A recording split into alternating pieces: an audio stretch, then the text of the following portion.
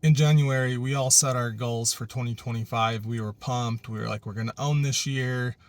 We're going to make it the best it's ever been. Well, it's June. That means at the end of this month, we've burned half of our year. So, where are you with your goals?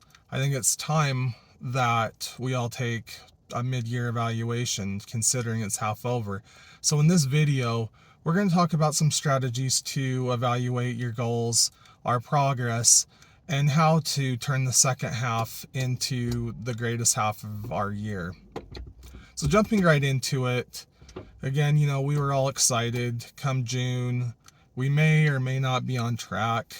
Confession, my goals have kind of fallen off track myself, and I'm looking to bring them back on track. And I'm here on my way to work and listen to a great podcast about setting goals and looking at goals. It was with Ed Milet and Brandon Bouchard, both powerhouses in this personal development space. And I like what they said about goals. Brendan in particular, he talked about goals being just a milepost, not this big thing, because in this world, we've all been taught like goals, goals, goals, freaking goals. But what's the purpose of our goals? And that's the word, the purpose. There's a reason that we set these goals, like in 2025, I'm going to work out X number of times. We go granular as all get out. But what was the purpose of it? So, like, one of my goals was to get down to a certain body fat percentage and, do all these races on my bike and running and all this bullshit. But, I kind of lost the purpose of it. And what it was I was thinking about, well, I want to be in very good health. I'm a diabetic, and not maintaining your health is a real nail in the coffin. It's what would cause me to die at a younger age and not be there for my friends, my family, my wife. So I was setting these goals, and what I'm going to be doing now, I probably won't hit that goal, that specific goal. And I'm only staying on track right now. I've only registered for one race. So, for me, I'm going to take that look, go back to a 30,000 foot perspective and say, okay, my purpose was to be healthier. Why am I doing? What's the driver? All that, and say, okay, let's reevaluate the game plan. Let's go back a little bit more granular, but not be so obsessive. In the reality, we even ask, okay, why did we fall up, off track? And, it could be any number of reasons. You could have gotten sick, you fell off, there was family emergency, so you weren't able to invest the time in the gym. Who knows? We get curveballs. Like, I'm going to give you a story they shared. It was about Tiger Woods. Now, I'm not the biggest golf fan, you might, but we all know that he's considered to be the GOAT. He dethroned Jack Nicklaus. And in his goals, his purpose was to be the greatest of all time. But he didn't make a checklist of, I've got to do the Grand Slam, I've got to win so many Masters, X number of US Opens, on and on and on. His simple goal was week in, week out. He knew that he had to be in a winning position once he hit the back nine. That's the halfway point, if you will. So I think looking at that, we are entering our back nine. Are we in a position to win? Okay, maybe we are. And if we are, hell yeah, that's awesome. If we aren't, we're on probably hole number 8 right now.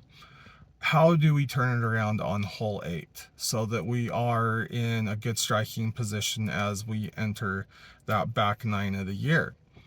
So I challenge you, I'm going to do this as well. I'm speaking from the perspective of a regular guy with struggles that's still on the road to achieve his greatness. I'm going to go to that 30,000 foot perspective and say, okay, what was my purpose with my goals? Am I on track to accomplishing that purpose, getting to that state that I wanted to? Okay, why did I want to achieve this thing? What is my purpose? Why is it my purpose, more importantly? Because that why is what's going to drive you. And say, okay, let's reevaluate these goals. Are they helping me get there? If so, how am I going to achieve them in this back nine?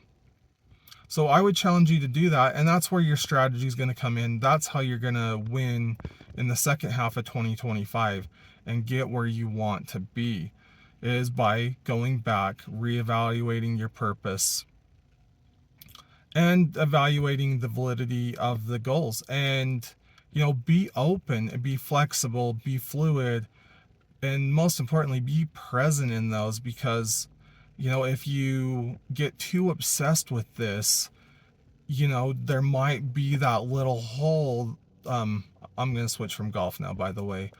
If you're racing through, there might be that hole that you're going to miss if you're so fixated on this certain line, when that hole or that alternate line might end up being the better route to get to that goal, to get to that purpose. So, I challenge you to also be flexible in this.